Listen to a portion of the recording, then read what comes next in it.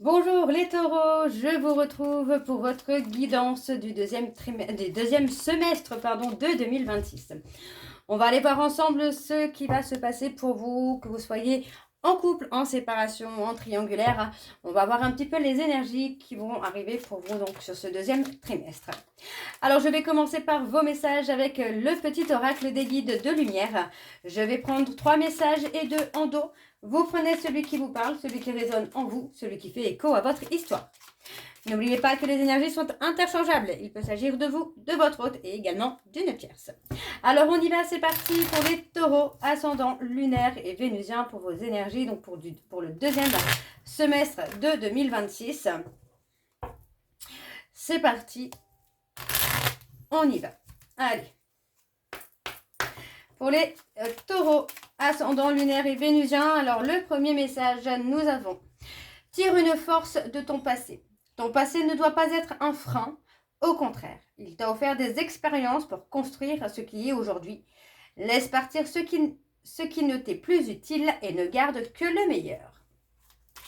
Le deuxième message pour les taureaux, ascendant lunaire et vénusien: tu vas vers ta réalisation. Crois en toi, en ta bonne étoile, en ta chance, car ce dont tu as souvent rêvé peut se concrétiser à présent. Tous les ingrédients sont réunis pour ta réussite. Tu as fourni maintes efforts, aujourd'hui récompensés. Le troisième message, donc pour les taureaux, ascendant lunaire et vénusien, donc pour le deuxième semestre 2026, fais tes choix en conscience. Avant de prendre une décision, observe ce que tu souhaites. Observe ce que souhaite ton mental et ton cœur. Sont-ils en concordance? Prends le recul de l'âme par rapport à ce que veut ta personnalité terrestre et choisis en pleine conscience. Et nous avons fait de la méditation.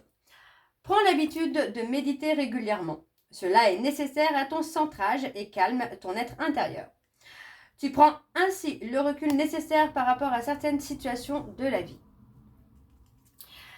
Le dernier message, nous avons: écoute ton cœur. Que souhaites-tu vraiment? Entends ce que ton cœur demande. Il est un phare qui te guide dans la nuit. Oh là, je ne sais plus lire. J'ai pas mes lunettes, j'ai oublié de remettre mes lunettes. Je reprends alors. Que souhaites-tu vraiment? Entends ce que ton cœur demande. Il est un phare qui te guide dans la nuit. Fais descendre tes réflexions mentales vers la vibration de ton cœur et tu sauras ce qui est juste pour toi. Et le dernier message, nous avons: ne te disperse pas. Donc voilà les taureaux, pour moi il y a un petit côté organisation à faire dans votre vie. Alors je suis en train de ranger alors que je vais les reprendre demain, c'est pas grave. Alors les taureaux, on va aller voir vos énergies avec l'oracle d'Annabella. Et je vais bien sûr aller voir à la coupe pour avoir vos énergies dominantes. Donc on y va, c'est parti. Pour les taureaux, ascendant lunaire et vénusien pour le deuxième semestre de 2026. C'est parti. Alors pour les taureaux, on parle d'une cassure. Alors pour les taureaux, ascendant lunaire et vénusien pour le deuxième semestre de 2026. Allez, quelles sont les énergies dominantes s'il vous plaît pour les taureaux, ascendant lunaire et vénusien pour le semestre de 2026. On a quelque chose qui s'éclaircit pour vous, les taureaux. On a une issue qui va être favorable, quelque chose où on a eu pas mal de peur, pas mal de doutes. Pour moi, il y a eu quelque chose de très douloureux, de très souffrant. Alors, pour les taureaux, ascendant lunaire et vénusien, donc pour le deuxième semestre de 2026, allez, quelles sont les énergies dominantes? Alors, on y va, c'est parti. Donc, effectivement, on a la lumière. La lumière revient. On a une transformation, une évolution. Vous voyez, pour moi, on n'a pas forcément osé dire les sentiments qu'on pouvait avoir pour une personne. Il y a une notion d'être figé peut-être dans ses peurs, dans ses doutes. Mais il y a aussi, pour moi, une transformation. Il y a clairement une évolution qui se fait vers justement l'aveu. On parle d'un aveu. Donc pour moi, c'est un aveu qui va être beau, qui va être fort, qui va être chaud, qui va être lumineux. Donc on a vraiment un changement qui se fait pour vous et voyons, on vous dit bien que par rapport à un lien profond d'attachement, les choses vont se débloquer. Très bien. Très bien, très bien. Alors, on va aller voir avec le tableau et je vais donc aller sur un tableau en 9 cartes. On y va, c'est parti. Alors, on a la période d'isolement, de retrait.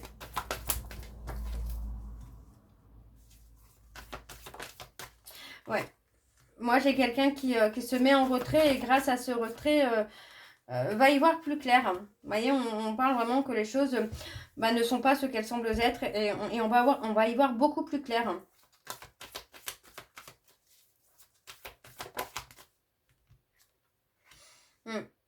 On parle de sagesse. On vous dit bien hein, que par rapport au domaine sentimental, donc il peut s'agir d'une femme plus âgée, d'un homme plus âgé, mais au niveau sentimental, on peut avoir une relation qui semble être platonique, sage, un peu linéaire, quelque chose de calme, sans passion, sans rien de tout ça. Peut-être même à douter, douter qu'il y ait réellement des sentiments, mais pour moi, les sentiments sont toujours présents, l'amour est toujours présent. Alors je continue. Ouais, on parle d'être en compétition, d'être en rivalité.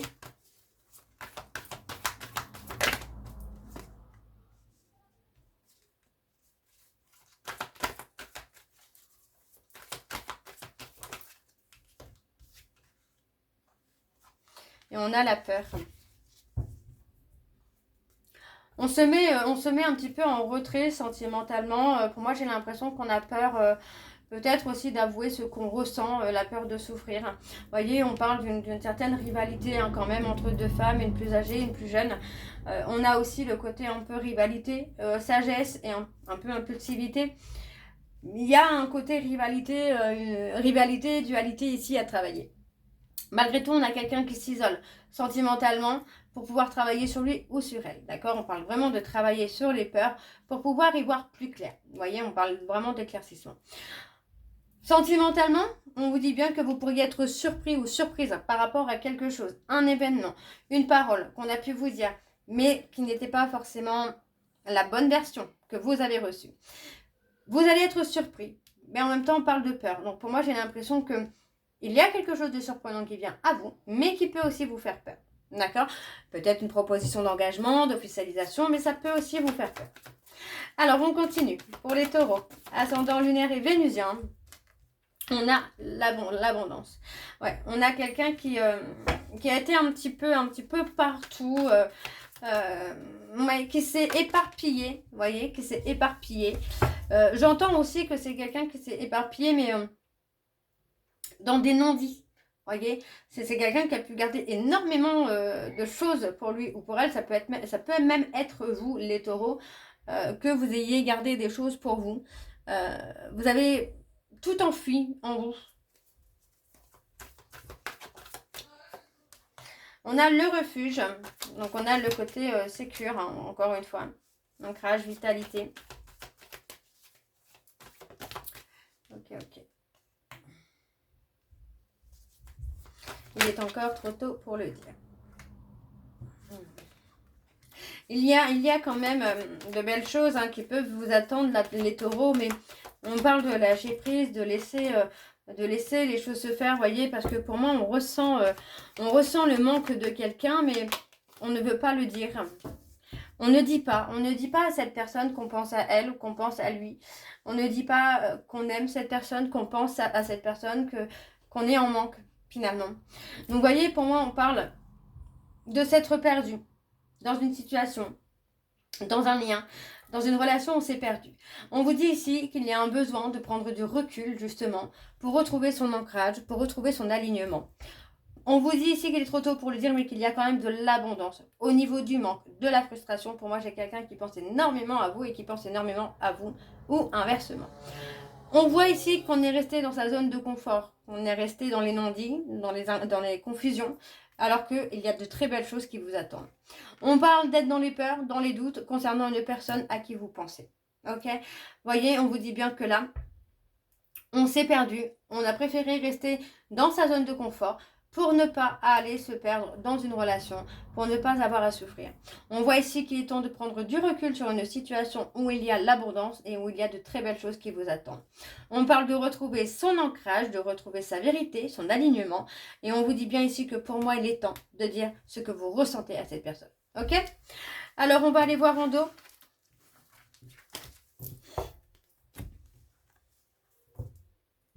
On a l'automne. Pour moi, sur la période de l'automne, on a clairement la réussite. On a clairement quelque chose, vous voyez. Pour moi, on a un détachement sur la période de l'automne qui va vous permettre de retrouver votre ancrage, de retrouver quelque chose d'équilibré. On vous dit ici que par rapport au manque de confiance en vous, vous allez retrouver quelque chose également qui va être une réussite. On parle d'être protégé par vos guides. On vous dit bien que vous vous posez trop de questions. Laissez vos guides vous guider parce que tout est encore possible. Ok? Alors, on va aller voir avec l'oracle des miroirs. Donc, c'est parti. On y va pour les taureaux, ascendant lunaire et vénusien pour le deuxième semestre de 2026. Allez, quelles sont les énergies, s'il vous plaît, pour le deuxième semestre de 2026?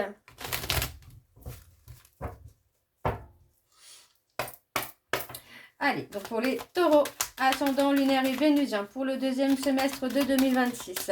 Quelles sont les énergies dominantes, s'il vous plaît, pour les taureaux, ascendant lunaire et vénusien? On a la séparation, mais on a la renaissance. Ok. Ascendant lunaire et vénusien pour le deuxième semestre de 2026 pour les taureaux. Alors, on y va, c'est parti. Donc, pour les taureaux. On a encore le côté confortable, vous voyez. On est, pour moi, on est ancré. On est ancré dans les non-dits, on est ancré dans les mensonges, on est ancré dans des fausses vérités, dans des faux mensonges. On vous dit bien que pour moi, les non-dits, ça provoque finalement du retard, des rendez-vous manqués. Le fait de rester dans sa zone de confort amène également des rendez-vous manqués. On parle d'un retour. Pour moi, c'est un retour qui pourrait être éphémère, parce que pour moi, on a quelqu'un qui est encore dans une instabilité. Ça peut être aussi dans le questionnement, quelqu'un qui peut être dans le doute par rapport à votre retour. On parle de quelqu'un avec qui il y a un lien d'âme. Malgré tout, pour moi, on a quand même la force d'avancer, la force d'évoluer. Donc, il y a possiblement pour vous, les taureaux, encore des petites périodes d'instabilité, de haut, de bas. Mais on a quand même du changement sur le domaine financier, abondance. On a quand même quelque chose. Ok. Alors, on va aller voir avec le tableau. C'est parti. Donc, pour les taureaux, ascendant lunaire et vénusien. Alors, on parle d'une séparation. On parle de quelqu'un avec qui il y a une séparation. On parle d'une séparation qui dure quand même. On a quelque chose qui va durer dans le temps. On a plusieurs mois pour certains d'entre vous. On parle de quelqu'un, vous voyez, pour moi, on a un lien d'âme très fort, très puissant, dans laquelle il y a une séparation qui va être longue pour vous permettre de dépasser justement les périodes d'instabilité. Instabilité émotionnelle, d'accord, principalement. Ensuite, on a la souffrance. Vous voyez, pour moi, on parle clairement de guérison. Guérir son instabilité émotionnelle. Ça demande de guérir justement son passé, ses traumas, ses peurs, ses doutes. De guérir tout ça pour une évolution. Vous voyez, on parle de retrouver un équilibre. Pour moi, il faut prendre le temps de travailler sur son instabilité, prendre le temps de trouver son point d'équilibre. D'accord? Alors, on continue pour les taureaux, ascendant lunaire et vénusien pour le deuxième semestre de 2026. Pour moi, vous allez vous allez avoir la force, vous allez trouver en tout cas la force en vous de vous engager. Et voyez, pour moi, c'est quelque chose d'officiel parce qu'on a clairement la loi à côté. On a quelque chose d'officiel. Donc, on a prendre le temps de trouver son point d'équilibre, tout simplement, de dépasser ses peurs, ses doutes, ses blessures émotionnelles pour s'engager. Parce que vous voyez, pour moi, cet engagement va tout simplement annuler cette rupture. On voit qu'au niveau de la santé, il y a une certaine souffrance par rapport à une personne du passé. Cette souffrance va s'apaiser avec le temps. D'accord? On a une relation avec un lien d'âme dans laquelle il y a une séparation depuis un certain temps. On vous dit qu'il est temps de séparer votre instabilité. Profitez finalement de cette séparation pour guérir votre instabilité. Alors,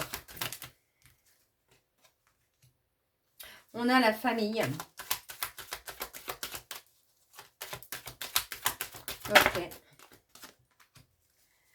On pense, on rêve, moi j'ai la sensation qu'on réfléchit hein, beaucoup à ce côté familial. On se protège, peut-être on se protège des enfants, de la famille, peut-être aussi même on se protège de son passé. Ouais, on parle de se protéger de son passé. Pour moi, on a peut-être peur aussi de récolter finalement ce qu'on a semé. Si on a montré quelqu'un du doigt, on a peut-être peur que cette personne nous pointe du doigt ou pointe nos failles du doigt. Et c'est pas forcément très agréable. Alors, on continue. Pour moi, j'ai quelqu'un qui préfère se protéger hein, plutôt que d'avoir à se remettre en question. Ok, alors pour les taureaux, ascendant, lunaire et vénusien, on a les difficultés, les épreuves. On a les enfants. Moi, j'ai l'impression que le domaine des enfants peut provoquer un éloignement chez cette personne.